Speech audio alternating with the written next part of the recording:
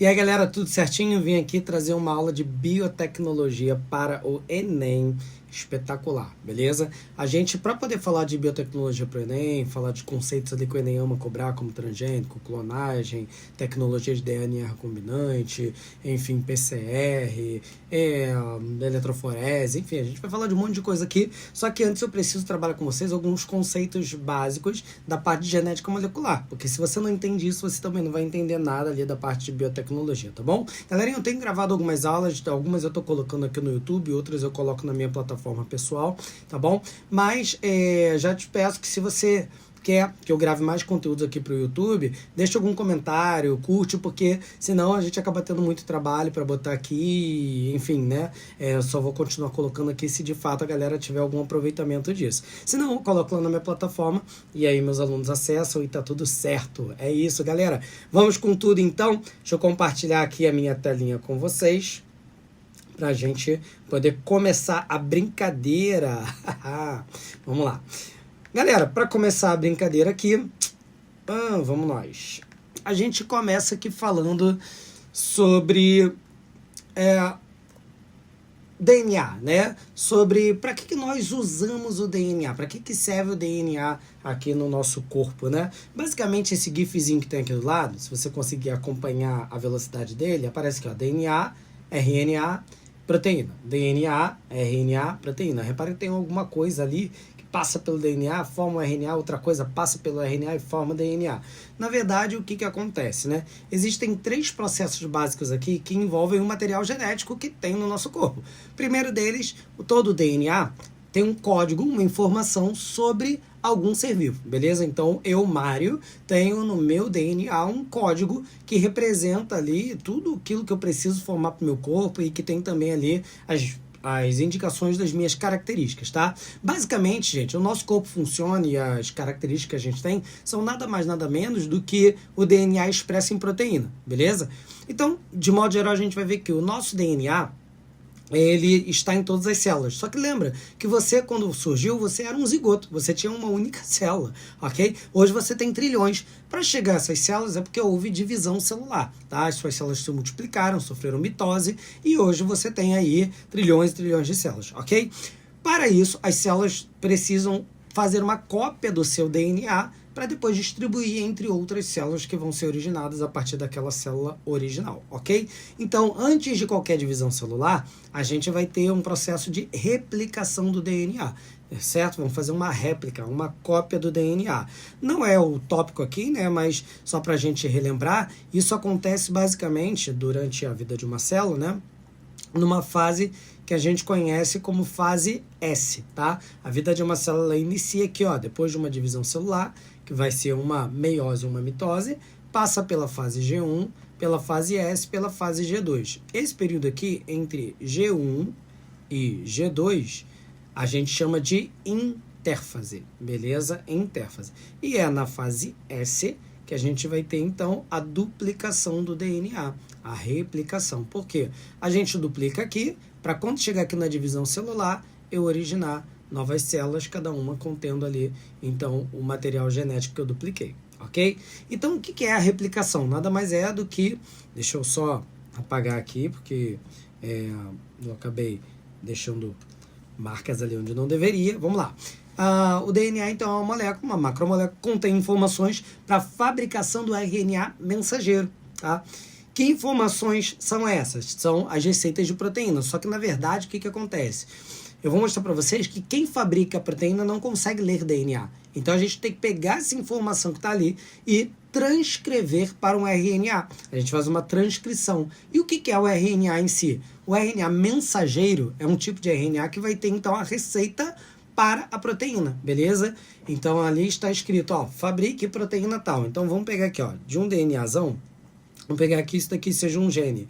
Esse gene daqui vai ser transcrito num RNA mensageiro e esse RNA mensageiro aqui vai ser, então, traduzido em uma proteína, Beleza? Então, o processo de transcrição é a fabricação de RNA a partir de DNA e o processo de tradução é a formação de uma proteína a partir de um RNA, beleza?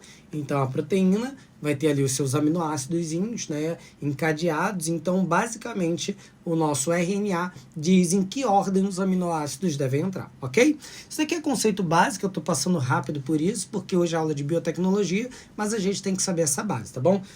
Galera, lembrando que eu estou extremamente rouco hoje também, mas eu não quis deixar de gravar essa aula hoje, porque o Enem está bem próximo e eu quero entregar esse conteúdo aqui para vocês. Vamos lá então. Seguindo aqui, todo material genético, seja ele DNA ou RNA, é formado por uma estrutura básica que a gente chama de nucleotídeo, tá? O que é um nucleotídeo? Uma base nitrogenada, um açúcar de 5 carbonos, que pode ser uma ribose ou uma desoxirribose, a gente chama de modo geral esses açúcares de pentose, e um fosfato, beleza? Basicamente, quando a gente vê uma fitinha de DNA, a gente tem então um monte desse daqui, ó, uma base nitrogenada, uma pentose, um fosfato, ligado a outro fosfato, ligado a outra pentose, ligado a outra base nitrogenada, ligado a outro fosfato, ligado a outra pentose, ligado a outra base nitrogenada. E assim por diante, você vai ter ali centenas e milhares, tá bom? No caso do DNA, como ele é uma molécula de fita dupla, você vai ter isso duplamente, né? Vai ter esse daqui em cima e vai ter isso daqui na molécula de baixo também, beleza? E por aí vai. O nucleotídeo do DNA e do RNA é igual? Então, mudam algumas coisas. O fosfato é igual, muda o tipo de pentose, que no RNA é a ribose, no DNA é a desoxirribose, tá bom? Por isso que é um ácido desoxirribonucleico e o RNA é o ácido ribonucleico. Um detalhe, tá, gente? Pode aparecer na prova também ARN, tá? Em português, ácido ribonucleico, ou ADN, em português, ácido desoxirribonucleico, tá? Porque essas siglas aqui, RNA e DNA, estão em inglês, beleza? Também são usuais. E aí a gente vê aqui o seguinte, gente, as bases nitrogenadas mudam. No DNA, existem 4 bases nitrogenadas: adenina, timina, citosina e guanina. A gente representa aqui pela letrinha, tá? Então, adenina A, timina T, citosina C, guanina G. E no RNA, o que muda? Ao invés de timina, tem uracila.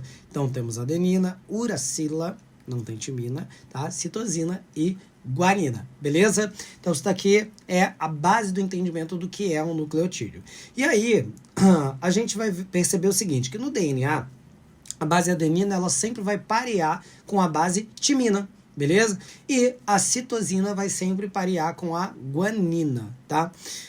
E no RNA? No RNA, você vai ter a adenina pareando com a uracila e a citosina pareando com a guanina. Aí você fala, Mário, mas o RNA no nosso corpo não é fita simples? No nosso corpo é, tá? Mas na hora de ser formado, o RNA vai ter que parear com a fita molde de DNA que vai dar origem a ele, tá bom? E aí, nesse momento, a gente vai ter um pareamento de bases ali, ok? Muito bom. Uma coisa interessante que você vai perceber é que a adenina e a timina, elas se ligam através de uma ligação dupla, né? E a citosina e guanina através de uma ligação tripla. O que significa isso, né? É mais difícil de quebrar uma ligação entre citosina e guanina do que entre adenina e timina, tá bom? No que isso daqui impacta, né, gente? Por exemplo, pegar aqui uma questão do Enem. Ela começa falando já sobre uma técnica que a gente vai conversar daqui a pouco, que é a técnica de PCR. Então, fala o seguinte, ó, a reação em cadeia de polimerase, PCR na sigla em inglês, é uma técnica de biologia molecular que permite replicação in vitro do DNA de forma rápida. O que é isso, gente? Eu quero fazer cópias do DNA não dentro do corpo, não em vivo. Eu quero fazer in vitro, né? Então, no laboratório, eu quero fazer várias cópias do DNA. Então, eu vou usar essa técnica de PCR, de reação em cadeia de polimerase, tá? Essa técnica surgiu na década de 80 e permitiu avanços científicos em todas as áreas da investigação genômica. A dupla hélice é estabilizada por ligações de hidrogênio, 2 entre adenina e timina, conforme eu falei para vocês, e 3 entre guanina e citosina. Inicialmente, para que o DNA possa ser replicado, a dupla hélice precisa ser totalmente desnaturada.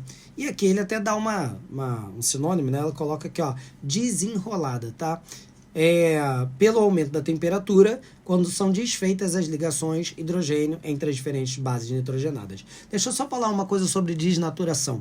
O que é, quando a gente estuda lá metabolismo enzimático, o que é desnaturação? É a perda da forma tridimensional de uma proteína, né? Então, quando a gente aquece ali a nossa proteína, a gente tende a romper ali ligações químicas e aí ela perde a forma tridimensional, tá bom? Aqui a gente também pode fazer a mesma coisa com o DNA. Quando eu aqueço uma amostra de DNA, ele pode então ir quebrando essas ligações entre as bases nitrogenadas e com isso se desenrolar, perder aquela forma de dupla hélice, etc, tá?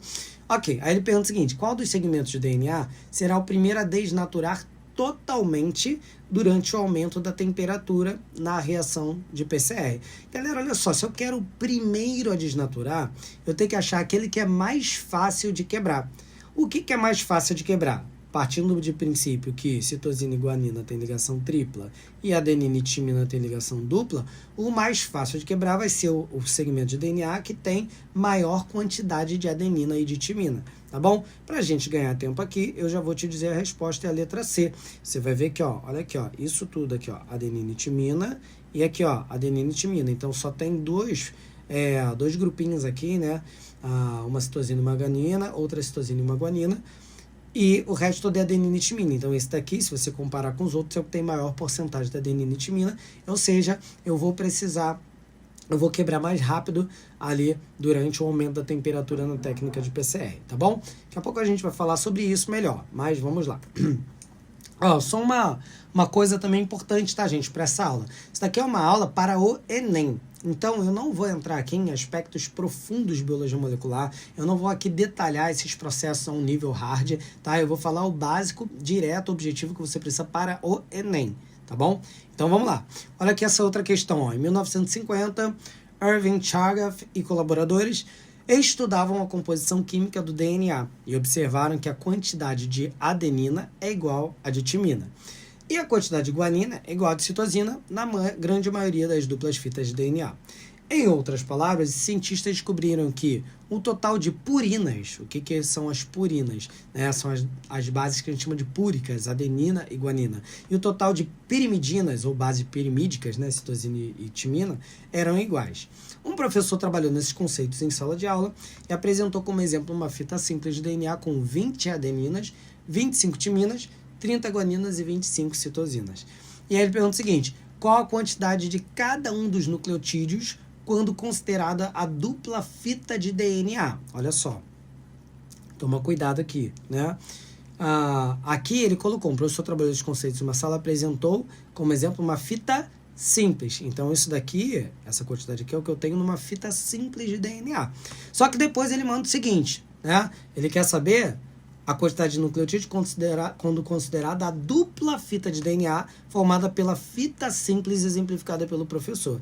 Olha lá, a fita simples que o professor deu foi essa daqui, ó.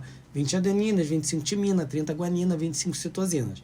Tem que ter, só que ele quer a fita dupla. Então, eu sei que se tem 20 adeninas, o que eu vou ter do outro lado? 20 timinas. Se tem 25 timinas, eu vou ter quantas do outro lado? 25 adeninas. Se eu tenho 30 guaninas, 30 citosinas. Se eu tenho 25 citosinas, 25 guaninas, tá? Então, olha só, quanto que eu tenho de adenina? 20 mais 25, 45 adeninas. Concorda? E timina? A mesma coisa, 20 mais 25, 45. Show? Quanto que eu tenho de guanina? 30 mais 25, beleza? 55. E a mesma coisa aqui, ó, de citosina, 30 mais 25, 55. Então, essas são as quantidades que eu tenho. 45, 45, 55, 55. O que me dá aqui como resposta, 45, 45, 55, 55, a letra C. Beleza? Legal, isso daqui foi só a introduçãozinha, a gente está apenas vendo conceitos básicos, tá? Como o DNA se expressa? Mário, como é que dessas bases nitrogenadas aí, eu chego a ter uma proteína, tá? De modo bem básico e direto, tá, gente? Porque essa daqui é uma aula longa, normalmente tem uma aula inteira só sobre isso, mas aqui é só para você ter uma ideia. Peguei um trechinho de DNA aqui, ó. Então, a nossa fita dupla, se tem timina de um lado, tem adenina do outro, se tem citosina de um lado, guanina do outro, tudo ok. Agora, eu posso pegar isso daqui e vamos pegar uma dessas fitas só, tá? Pra gente poder fabricar um RNA. Então, uma delas a gente vai utilizar como molde para a fabricação do RNA mensageiro. Mário, eu não posso usar... posso ter que ser a fita de cima ou ter que ser a de baixo? Tanto faz. Pode ser a de cima ou pode ser a de baixo. Só nunca pode ser as duas ao mesmo tempo. beleza? No nosso corpo. Por quê? Porque o RNA no nosso corpo ele tem que ser fita simples, porque o ribossomo, que é a organela celular que vai ler o RNA para produzir proteína, ele só lê fita simples. E se eu usar em cima e embaixo, o que eu vou produzir? Vou produzir dois RNAs, duas fitinhas de RNA, que se pareiam. Então elas vão acabar se ligando, vão formar um RNA de fita dupla. Aí meu ribossomo não vai ler, beleza? Então eu preciso aqui usar uma única fita. Então eu peguei essa daqui de cima e joguei para cá, beleza? Vamos fazer então um RNA a partir disso. Vou precisar aqui de uma enzima chamada RNA polimerase, tá bom? E aí o que ela vai fazer? Ela vai lendo isso aqui, ó. E timina aqui. Pô, vou botar uma adenina. E tem adenina, vou botar uracila. Então ela vai construindo a fita de RNA aqui de boa, tá bom? Depois eu vou pegar esse RNA, vamos supor que seja um RNA mensageiro. E agora o que eu entendo? Cada 3 basezinhas nitrogenadas aqui no meu RNA me oferecem um código. Cada 3 bases a gente chama de códon, tá? E cada códon vai corresponder a um aminoácido. Lembra que a minha proteína é formada por aminoácidos. Mari, então você está dizendo que no meu RNA vai ter exatamente a codificação dizendo qual aminoácido vai ter que entrar na minha proteína ali na ordem certinha. Exatamente, é isso que eu estou falando, beleza? Então você tem um códon de iniciação, que é o códon AUG, tá? Sempre é o códon AUG? Sempre é o códon AUG, que corresponde a um aminoácido que a gente chama de metionina. Caramba, Mari, então eu vou ter que saber todos os códons? Não, tu só vai precisar saber do códon de iniciação, que é o AUG. Esse é obrigatório que você saiba, que você conheça, tá bom? E vai colocar aqui o aminoácido metionina. Depois ele vai lendo, códon UG, aí entra um outro aminoácido, sei lá, vou chutar, valina. Aí depois, né, CUG, aí vai entrar, sei lá, triptofano. Depois, CCC, aí vai entrar aqui, sei lá, pode entrar outra valina, já que o código genético é degenerado, ou seja, mais de um código pode codificar o mesmo aminoácido. Eu tô chutando, tá, gente? Eu sei lá o que é cada códon, tá? Enfim, e no final tem sempre um códon de parada, o códon de término, o códon de terminação, o códon nonsense, códon stop, pode chamar do que quiser. Para que ele serve? Só para dizer que terminou o processo de leitura do RNA mensageiro, tá bom? Então o meu ribossomo, ele vai se ligar aqui e vai começar a ler AUG, bota metionina, UG, bota, sei lá, valina, e por aí vai. Por exemplo, né, nesse trechinho aqui, vamos pegar esse trechinho aqui, eu tenho um códon, 2 códons, 3 códons, 4 códons, 5 códons, 6 códons. Quantos aminoácidos teria nessa minha proteína aqui? 5 aminoácidos. Mário, mas tu tem 6 códons, mas o último, que é o códon de parada, nele não entra aminoácido, tá bom? Ele só indica que terminou o processo. Mário, eu não tenho que decorar o códon de parada? Não, porque são 3 possíveis e o Enem sempre te dá quando ele quer, tá bom? Não só o Enem, a maioria das provas sempre te dá o códon de parada, eles não exigem que você decore isso, show? Enfim, com isso, então, os ribossomos vão fazer a leitura dos meus códons e vão produzir a minha proteína no final, tá? Isso daqui, gente, então, como eu falei, era só a introdução, era só a base, a gente ainda não começou a falar de biotecnologia, mas eu precisava que todo mundo entendesse o que é um DNA, o que é um RNA, o que é uma transcrição, o que é uma tradução, e agora sim a gente pode falar de biotecnologia, tá? A pergunta, ela começa quando a gente fala o seguinte, e se a gente conseguir editar o DNA, tá? Mari, então, biotecnologia nada mais é do que edição de DNA? Não, biotecnologia é um conjunto de técnicas que a gente desenvolveu ao longo da história para utilizar seres vivos ou partes de seres vivos para produzir alguma coisa ou, enfim, para o nosso bem, para o nosso serviço, ok? A questão toda é que existem coisas de biotecnologia que eu não vou falar aqui. Por exemplo, eu não vou falar de fermentação. Fermentação é uma técnica biotecnológica, mas que a gente estuda muito lá na parte de metabolismo energético. Então, eu não vou falar de fermentação, que a gente usa para produção de leite, ou alcoólica, né, na produção lá de pão, de cerveja, de vinho, enfim, né? Aqui eu vou focar em coisas um pouco mais específicas da biotecnologia que o Enem cobra, tá? Então, a primeira pergunta é, e se a gente conseguisse editar o DNA, o que a gente precisaria para editar? Cara, pensa quando você, por exemplo, está escrevendo um texto, né? Porque o DNA, ele é informação. Então, quando você está escrevendo um texto, você quer editar esse texto, o que você precisa? Pô, a gente vai precisar de algumas ferramentas básicas lá, quando você está digitando lá no computador e tal, né? Ou até mesmo ali no WhatsApp. Enfim, a gente tem algumas ferramentas. A gente pode, por exemplo, recortar um pedaço, né? Não tem lá o cortar, que aqui no atalho do computador é Ctrl+X. A gente quase não usa o Ctrl+X, né? Mas a gente usa muito o Ctrl+C, Ctrl+V, que é o copiar colar, beleza? Então, a gente precisa normalmente de algo para cortar, né? Aquelas palavras, quero botar num outro pedaço do texto. Então, eu vou lá, colo lá no texto. Não, eu não quero recortar, eu só quero copiar. Então, eu faço lá um Ctrl+C e colo, beleza? Então, tem essas possibilidades. Aqui a gente também descobriu como fazer isso com o DNA. O DNA é informação, então eu posso pegar essa informação e modificar, e cortar, inserir. A gente descobriu como fazer isso. Tudo começou com esse carinha aqui, o Werner Haber, que nasceu em 1929, não sei se ainda é vivo, tá?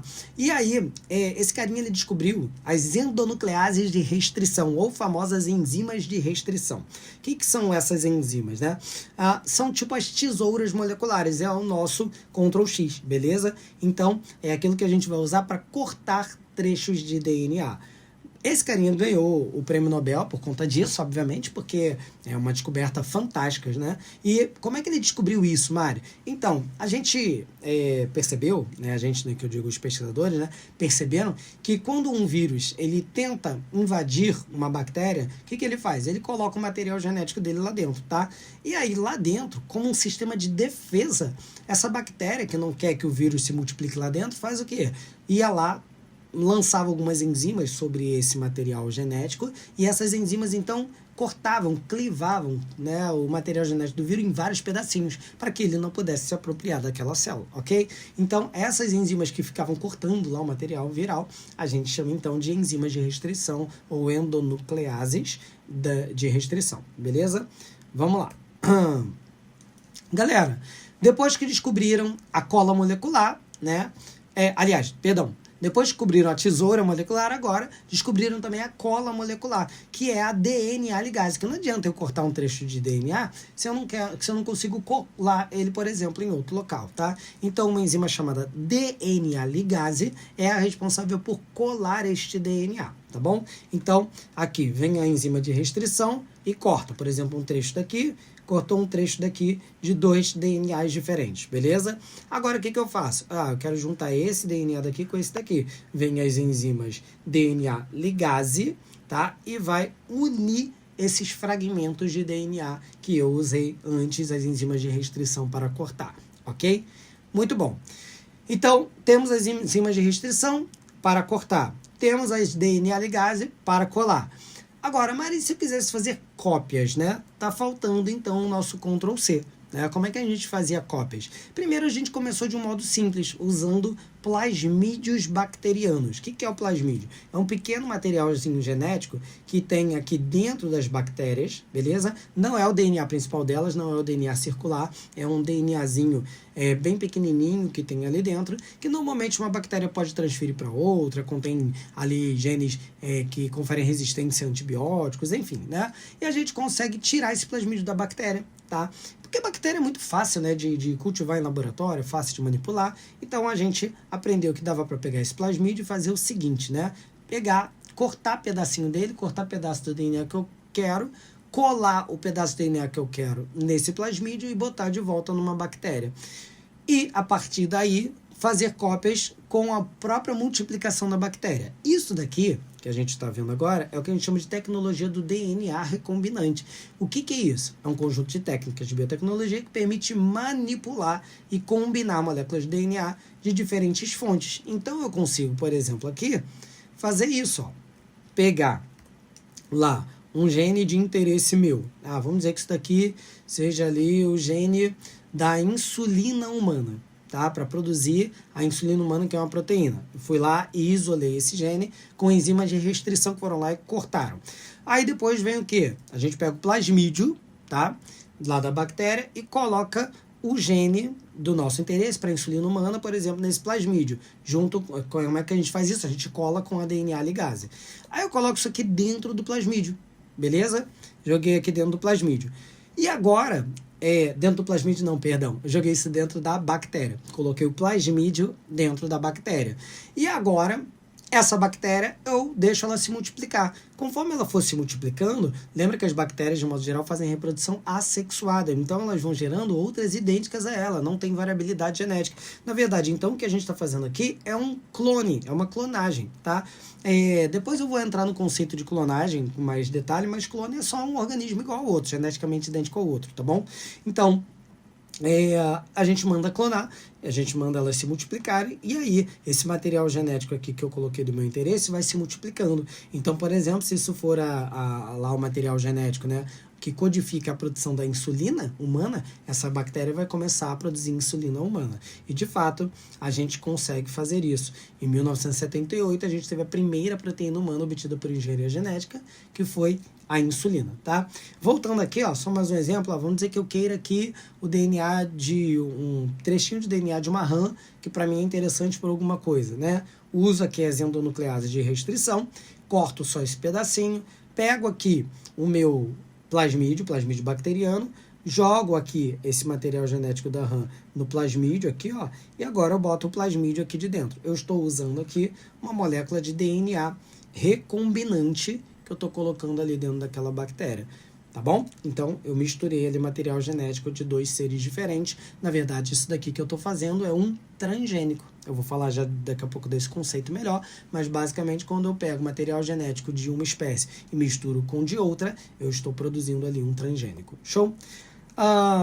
Legal. Hoje em dia a gente consegue fazer isso de um modo mais moderno, tá? A gente tem agora um grupo aqui de moléculas que a gente vai chamar, uma técnica que a gente chama de CRISPR-Cas9, né? Ou CRISPR-Cas9, né, aqui em português. Que é isso? A gente consegue ter ali uma moléculazinha, que é a Cas9, que ela é como se fosse uma tesoura molecular também. É tipo uma endonuclease de restrição, tá? Só que ela, a gente aprendeu a usar ela para cortar qualquer trecho de DNA que a gente quisesse. As enzimas de restrição eram um pouco limitadas, assim, no sentido de que elas só conseguiam cortar alguns trechinhos. Essa daqui não, a gente consegue cortar qualquer uma, porque olha só, o que a gente faz? Qual foi a sacada aqui? A gente constrói um RNA mensageiro guia e cola nessa Cas9, tá? Cola nessa tesoura. Então é mais ou menos assim, ó, eu tenho aqui a tesoura, tá? Que é a minha Cas9, beleza? E aí eu vou colar nela um RNA mensageiro. Vamos dizer, vou simplificar pra caramba aqui, tá, gente? Que eu tenho aqui um DNA que é, sei lá, um AUG. AUG não, perdão, né? Não pode ter U porque é DNA. Então eu tenho aqui um ATC, beleza?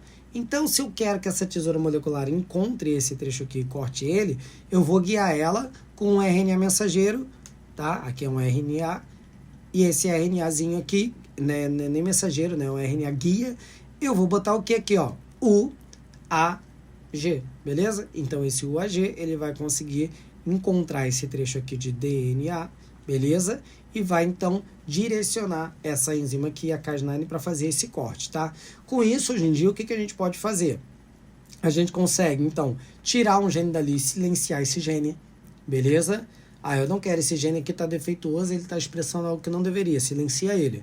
Eu consigo modificar esse gene, tá? Eu vou tirar ele e vou botar um outro, né, no lugar dele. Beleza? Então eu consigo hoje fazer a edição do DNA completa. Eu consigo restaurar um gene, tá? Com fragmentos de DNA modificado. Peguei, modifiquei esse DNA, botei ele de volta, né? Agora restaurado. Então hoje em dia a gente tem tecnologia para de fato mudar o código da vida, para alterar o código genético de um indivíduo, tá bom?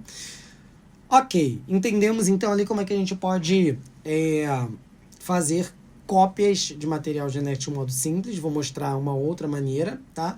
Cortar e colar, tá? Vocês, na época do Covid, que infelizmente nós vivemos, passamos por essa pandemia, né? Você pode ter vivido aí uma coisa interessante também. Foi lá fazer aquele exame maldito do cotonetão que enfiava lá dentro do teu nariz e ia quase lá no teu cérebro, aquele negócio, né? Enfim, era extremamente incômodo, meu irmão, doía aquele negócio, sei lá, ardia. E aí, qual era a ideia? Botava isso aí dentro para tentar pegar aí, enfim, qualquer tipo de líquido aí da tua mucosa, né? Seu catarrão ali, sua melecona, e tentar identificar ali material genético viral. Então, quando a gente fazia o swab, essa técnica ali do cotonetão, né? Depois a gente levava isso para o PCR, né? O que é o PCR? Que inclusive apareceu na questão que a gente fez, né? Nesse caso aqui, um RT-PCR, tá? É uma técnica em que eu consigo amplificar o DNA. O que é isso? Fazer muitas cópias do DNA. Beleza? Ah, Mário, a gente não fazia lá no plasmídio? Fazia, mas agora a gente já tem técnicas mais modernas, como o PCR, para fazer muitas e muitas cópias de material genético, tá bom? Nesse caso daqui, a gente tem RT, que vem de transcriptase reversa. O que é a transcriptase reversa? É uma enzima que faz uma transcrição ao contrário. A transcrição normalmente é o quê? É quando a partir de uma molécula de DNA eu formo um RNA. A transcrição reversa é o contrário. É quando a partir de um RNA eu formo um DNA. E isso daqui é modulado por uma enzima chamada de transcriptase reversa. Normalmente a gente encontra isso aqui nos retrovírus como o HIV, causador da AIDS, ok? E o PCR é a reação de cadeia da polimerase, que basicamente é o seguinte, né? Esse carinha aqui, o Cary Mills, ele criou essa técnica, né, uma outra forma de fazer cópias de DNA. E quais eram os ingredientes que a gente precisava para fazer o PCR? Primeira coisa, o DNA que eu quero amplificar, que eu quero fazer muitas cópias, beleza?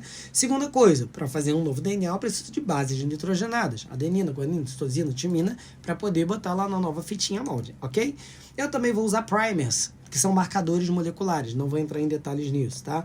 E a DNA polimerase, que é a enzima que eu preciso para fazer o quê? Para fazer a leitura da fita molde e poder, então, ali, usar essa fita molde para fazer cópias do material, beleza?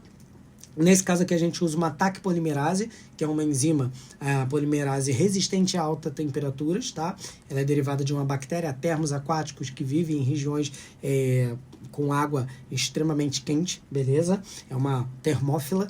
E aí, a partir disso, começa todo um processo. Primeiro, para parte do processo, eu vou desnaturar ali o meu DNA, lembra? A gente fornece calor para romper as ligações ali entre adenina, timina, citosina e guanina, e com isso, abrir a minha molécula, a minha dupla hélice de material genético, tá bom?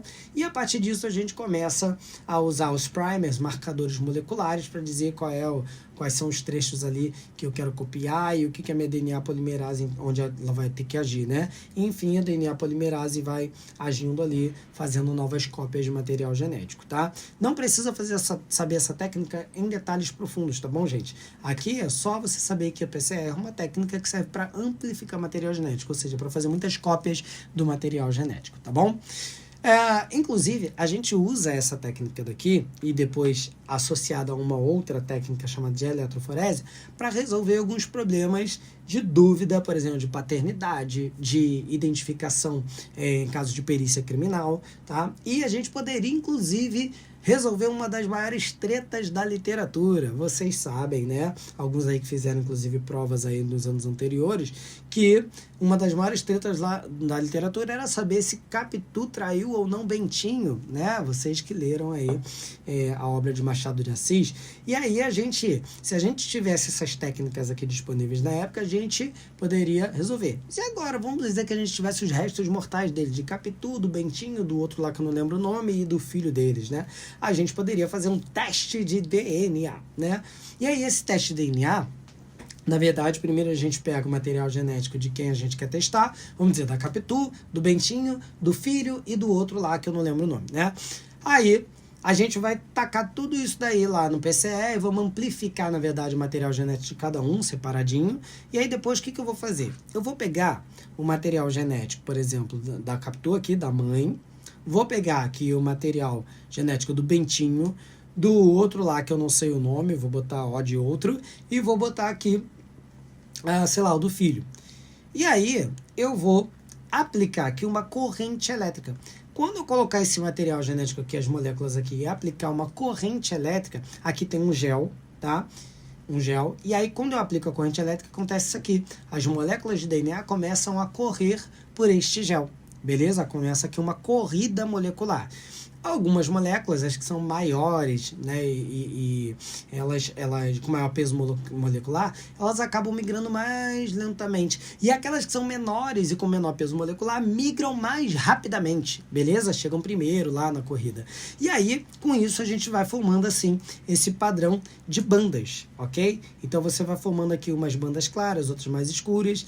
E aí, quando a gente pensa, poxa, se existe um material genético que é igual ao meu, tem que ter o mesmo padrão de bandas que o meu, beleza? Então vamos pegar aqui, por exemplo, uma questão do Enem para exemplificar isso. Ó, ele colocou aqui, ó, 5 casais alegavam ser os pais de um bebê.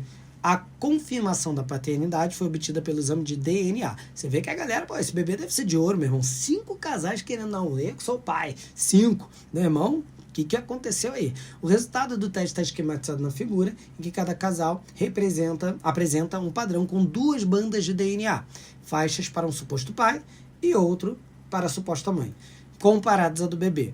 Que casal pode ser considerado como pais biológicos do bebê? Galera, olha só. Um bebê, ele recebe material genético do pai e da mãe, beleza? Então, repara que aqui, essa coluna aqui é a do bebê. Então, ela tem o material genético do bebê.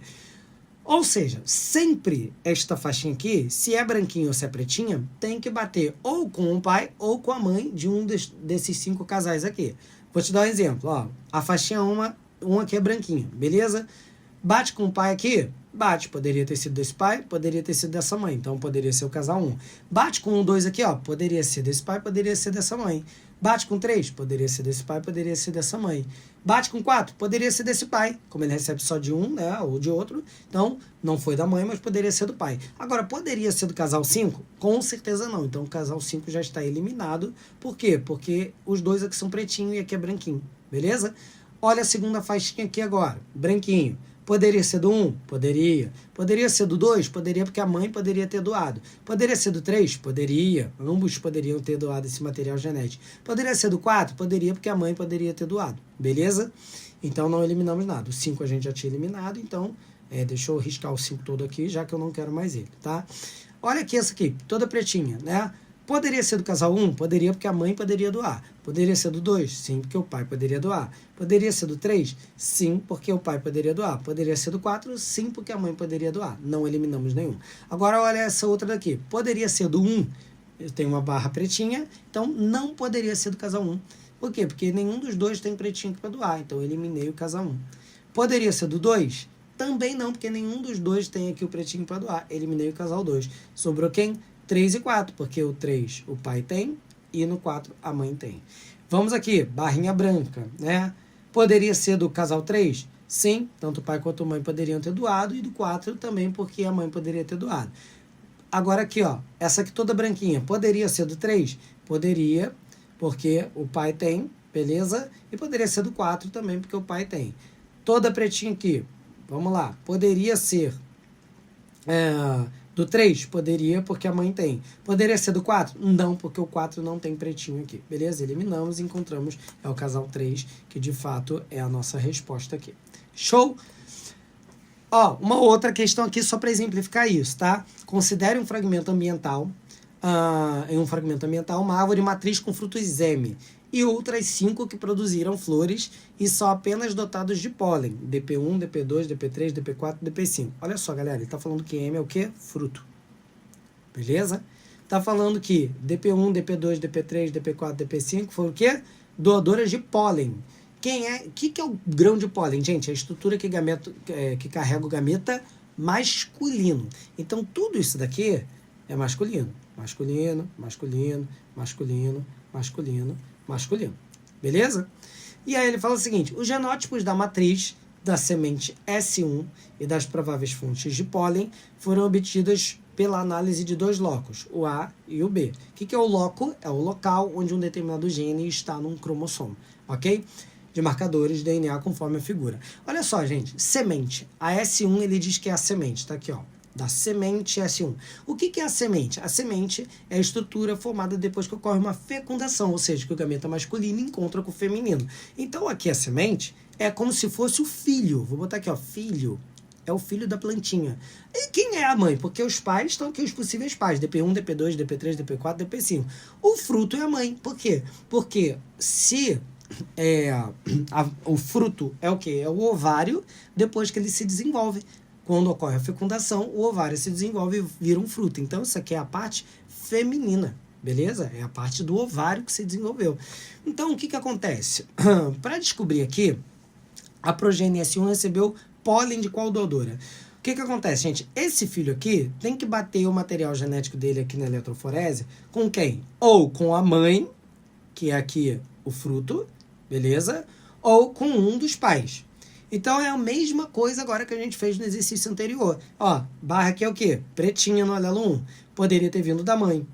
Então não tem nem como saber aqui se veio de algum pai ou não, porque o DP3 é o único que tem aqui, mas pode ter vindo da mãe. Então vamos analisar o alelo 2. O alelo 2 é o quê? É barrinha pretinha. A mãe tem? Aqui, ó, não tem. A mãe tem barrinha branquinha. Então vamos ver. O DP1 aqui, barrinha branquinha, já não pode ser ele. Beleza? Porque a mãe não mandou, então o pai tem que mandar. Quem são os pais aqui que podem ter mandado barrinha pretinha? DP2 e DP5. Beleza? Então já eliminei o 4, já eliminei o 3, já eliminei o 1. Beleza? Agora aqui, alelo 3, vamos ver, barrinha pretinha. Só que aqui na semente é o quê? Barrinha branquinha. Beleza? Barrinha branquinha só pode ter vindo de quem? Do pai, porque a mãe só teria barrinha pretinha para mandar. Dos que sobraram DP2 e DP5, o DP2 tem barrinha pretinha, então não pode ter sido, então só foi o DP5, beleza? Então achei, foi o DP5 aqui a nossa resposta, letra E, tá? Eu poderia continuar essa análise, olhar todos se eu quisesse confirmar, e a resposta bateria ali de qualquer forma, tá bom? Legal, né? Mário, entendi então como é que se faz o teste lá de DNA e tal, usando a técnica de eletroforese, beleza? Só lembrando que se esses conhecimentos eles estão te ajudando, né? Ou se você tem qualquer dúvida, comenta aqui embaixo nos comentários, beleza? Se esses conhecimentos também estão te ajudando, então deixa aqui, obviamente, a tua curtida, indica, encaminha para alguém que vai fazer o Enem agora, porque isso aqui pode ajudar essa pessoa a pontuar uma ou duas questões a mais ali, que pode salvar, inclusive, a aprovação dele no vestibular. Então, não deixa de ajudar essa pessoa. Galera, conceitos aqui. Transgênico. O que é um transgênico? É um organismo que contém um ou mais genes transferidos artificialmente de uma outra espécie, tá bom? Então, quando eu pego lá, por exemplo, a insulina, o DNA para insulina humana, coloco no plasmídio bacteriano e boto na bactéria, eu criei um transgênico. Aqui, por exemplo, quando eu pego lá um gene que confere fluorescência, né, que você pode ter em águas vivas, e coloco num coelho, eu faço o coelho brilhar no escuro, né, então eu criei um transgênico. Quando eu pego lá, sei lá, uma espécie de trigo que eu quero cultivar, e pego um gene de um fungo que é resistente a uma bactéria que causa uma doença nesse trigo. Aí eu vou lá e pego o gene do fungo, boto no trigo, e agora o trigo é mais resistente a essa doença bacteriana. Cara, então nesse caso daqui eu tô criando um transgênico. A ideia aqui é que a gente faça melhoramento genético, beleza? Então, vamos dizer que, por exemplo, eu tenho aqui uma soja, e essa soja daqui, normalmente, ela compete com outras plantas por território, por espaço e tal, que não são plantas que eu quero cultivar. Então, vamos dizer que eu vou chamar as outras plantas de ervas daninhas.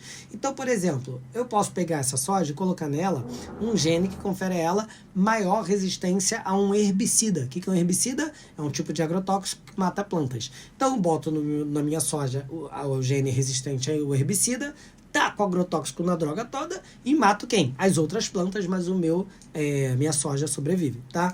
Isso daqui, então, repara que a gente usa ali transgênicos, né? Hoje em dia eles são abundantes para um monte de coisa. Mas a gente tem que tomar cuidado com os problemas associados ao uso dos transgênicos, que o Enem, de vez em quando, cobra um pouco da gente, tá? Quais são esses problemas? Primeiro, prejuízos à saúde humana, tá? A gente, quando pega lá algo que é uma mistura genética de dois seres, então, por exemplo, eu peguei a soja, né, que tem lá um gene que eu trouxe de um fungo. Cara, eu não tô acostumado a comer aquele fungo, eu tô acostumado a comer aquela soja. Só que agora aquela soja, ela expressa também ali alguma proteína que antes ela não produzia e que eu vou comer. Então eu vou ser ali a cobaia, né? Eu não sei o que aquilo vai trazer ali ao meu corpo, pode me dar uma alergia, pode ser tóxico, enfim, né? Também pode promover o aumento do uso de agrotóxico, porque conforme eu vou fazendo a minha, sei lá, plantação lá, a minha soja mais resistente ao herbicida, né, por exemplo, e acabo jogando lá esse herbicida e matando outras plantas, eu vou acabar selecionando nessas outras plantas que eu tentei matar as variáveis mais resistentes. Então vai chegar uma hora que eu vou precisar produzir agrotóxicos cada vez mais intensos. Então talvez esse lance de, não, vamos proteger aqui a plantinha e jogar agrotóxico nas outras, não seja bacana, né? Eu tô gerando ali impacto ambiental pelo uso de agrotóxicos, a maioria deles acaba sendo tóxico também pra gente, tá?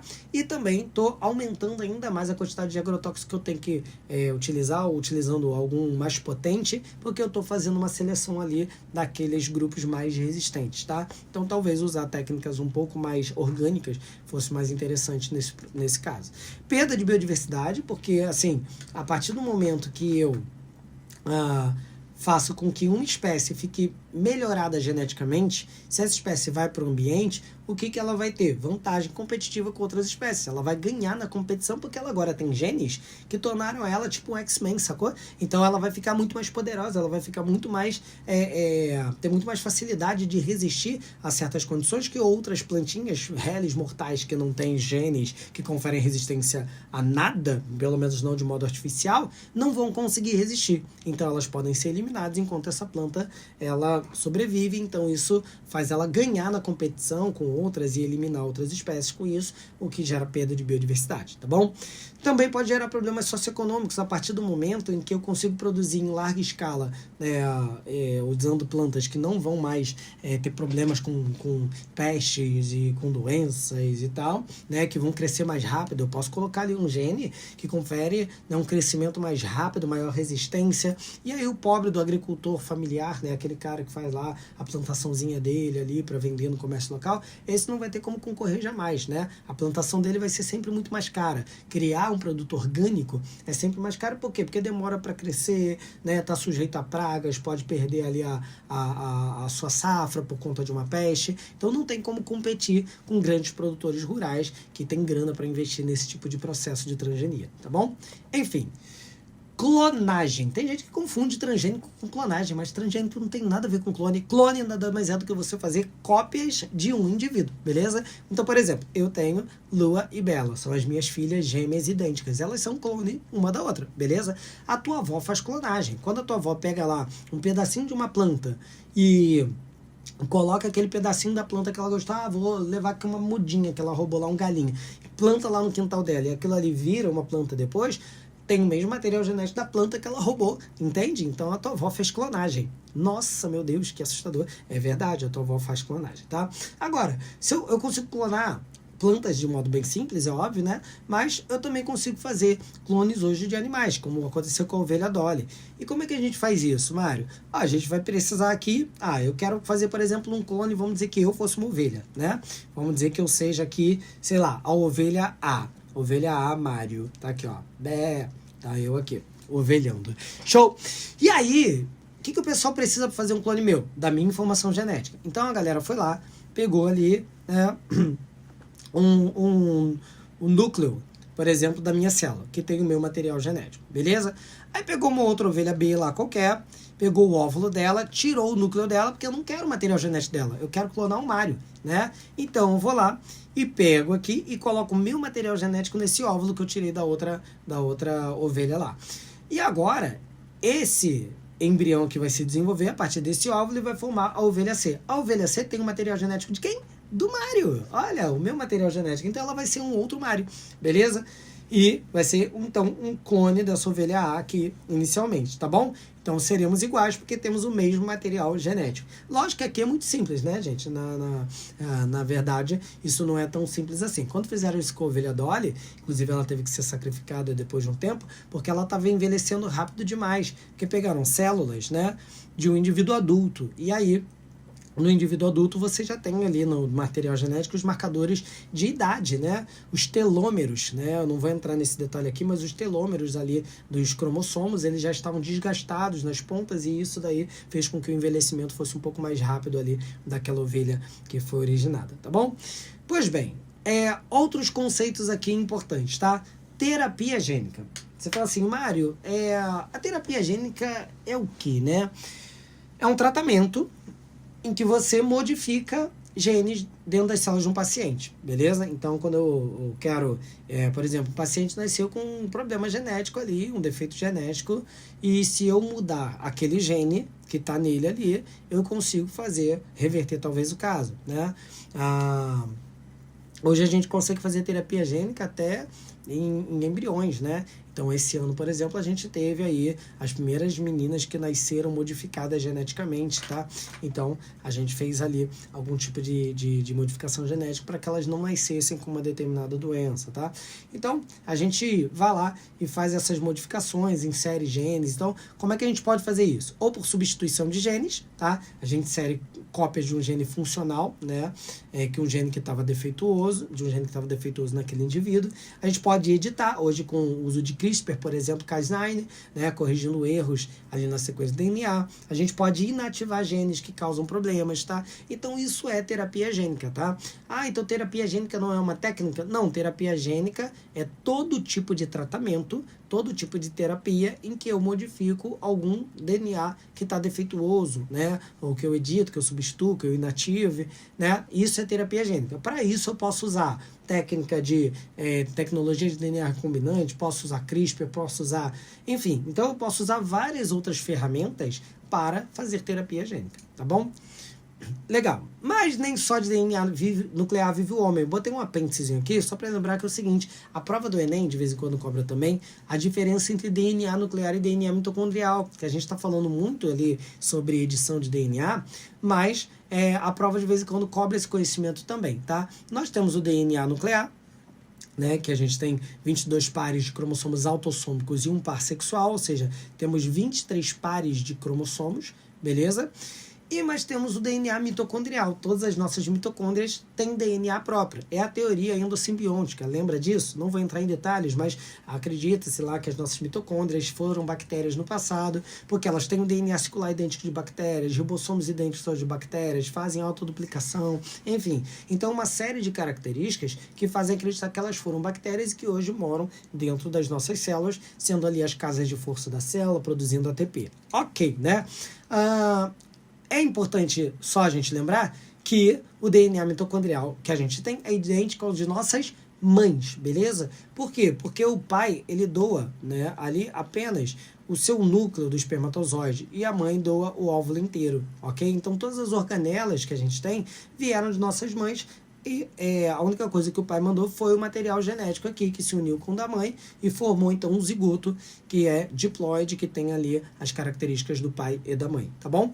Agora, as mitocôndrias vieram da mãe. Logo, a minha mitocôndria, o DNA dela é idêntico ao da minha mãe, beleza? E o do meu filho é idêntico ao da mãe dele, beleza? Não da minha mãe. Show? Porque aí você vê, né? Eu nunca vou ter um filho com o meu material genético, meu DNA mitocondrial? Não vou ter, beleza? Agora, a minha irmã, ela doou pro filho dela, pra filhinha dela, o material genético lá do DNA mitocondrial, idêntico ao da minha mãe, que é mãe dela também, né? Porque ela é minha irmã. Então, a minha sobrinha, né? Ela tem o mesmo material genético da minha irmã, que tem o mesmo material genético da minha mãe, com relação ao DNA mitocondrial, porque passou por uma linhagem ali de mulheres, ok? Beleza? Eu tenho o mesmo material genético mitocondrial da minha irmã, porque ela também é filha da minha mãe, beleza? Então, é isso. Vamos lá.